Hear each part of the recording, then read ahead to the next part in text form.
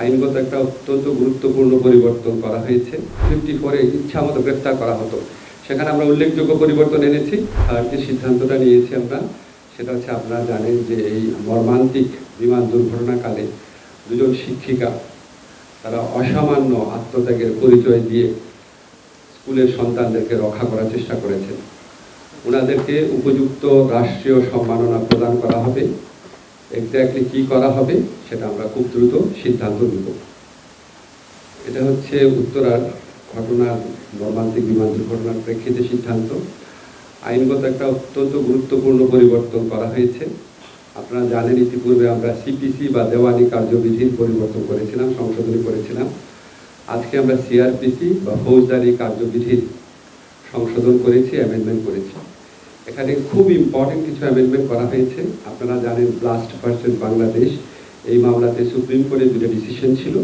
গ্রেফতার করার ব্যাপারে যেন স্বচ্ছতা প্রকাশ থাকে, জবাবদিহিতা থাকে, গ্রেফতারের পরবর্তীকালে গ্রেফতারকৃত ব্যক্তির যেন অধিকার থাকে, এটা দুইটা রায় ছিল। এই রায়গুলোর আলোকে আরও ডিটেইলভাবে আমরা বিচার বিভাগীয় সংস্কার commission, supreme court, concern expert সবার সাথে বৈঠক করে কনসালটেশন করে আমরা অ্যামেন্ডমেন্ট আজকে চূড়ান্ত করেছি। কয়েকটা গুরুত্বপূর্ণ অ্যামেন্ডমেন্টের কথা আপনাদেরকে বলি। একটা হচ্ছে এখন থেকে এই অ্যামেন্ডমেন্টটা কার্যকর হওয়ার পর থেকে যে গ্রেফতার করবে, যে পুলিশ অফিসার, তার ক্লিয়ার আইডেন্টিটি থাকতে হবে, তার নেম প্লেট থাকতে হবে, তার আইডি কার্ড থাকতে হবে। যে ব্যক্তি গ্রেফতার হচ্ছে উনি চাহিদা মাত্র যে পুলিশ গ্রেফতার করছে তাকে আইডেন্টিটি কার্ড দেখাতে হবে, এটা ম্যান্ডেটরি। এরপর হচ্ছে তাকে যখন থানায় নিয়ে আসা হবে, যত দ্রুত সম্ভব গ্রেফতারকৃত ব্যক্তির পরিবার, বন্ধু বা লয়ারকে তার সাথে যোগাযোগ করে জানাতে হবে যে গ্রেফতার করেছে, আমরা এই কারণে গ্রেফতার করেছি, এই মামলায় গ্রেফতার করেছি এবং গ্রেফতারকৃত ব্যক্তি এখানে আছেন।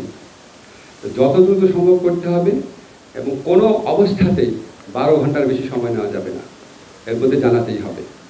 গ্রেফতারকৃত ব্যক্তির শরীরে যদি কোনো আঘাতের চিহ্ন থাকে বা গ্রেফতারকৃত ব্যক্তি যদি বলে আমি অসুস্থ বোধ করছি, অবশ্যই সাথে সাথে নিকটস্থ ডাক্তারের কাছে নিয়ে তাকে প্রাইমারি চিকিৎসা সুবিধা দিতে হবে।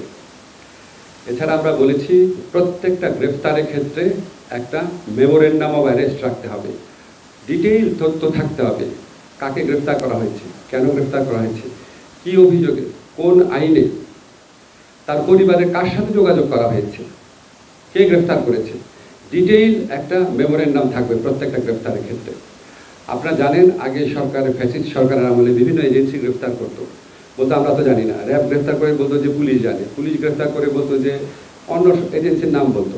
তা আমরা আইনে বলেছি যেই সংস্থায় গ্রেফতার করুক তাদের কনসার্ন অফিসে গ্রেফতারকৃত ব্যক্তি কেন গ্রেফতার করেছে, কোন আইনে গ্রেফতার করেছে, 12 ঘন্টার মধ্যে কার সাথে যোগাযোগ করেছে, সমস্ত তথ্য সেখানে থাকতে হবে। ধরেন যদি এসবি গ্রেফতার করে এসবির ওখানে থাকতে হবে এবং সাথে সাথে সেটা সংশ্লিষ্ট কনসার্ন পুলিশের থানাতে পাঠিয়ে দিতে হবে। আর আমরা বলেছি নিয়মিতভাবে প্রত্যেক থানায়, জেলা সুপারের কার্যালয়ে, পুলিশ হেডকোয়ার্টারে গ্রেফতারকৃত ব্যক্তিদের তালিকা থাকবে।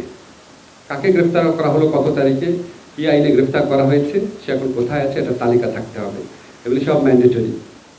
আপনারা জানেন সন্দেহের অবকাশে 54-এ ইচ্ছামতো গ্রেফতার করা হতো, সেখানে আমরা উল্লেখযোগ্য পরিবর্তন এনেছি।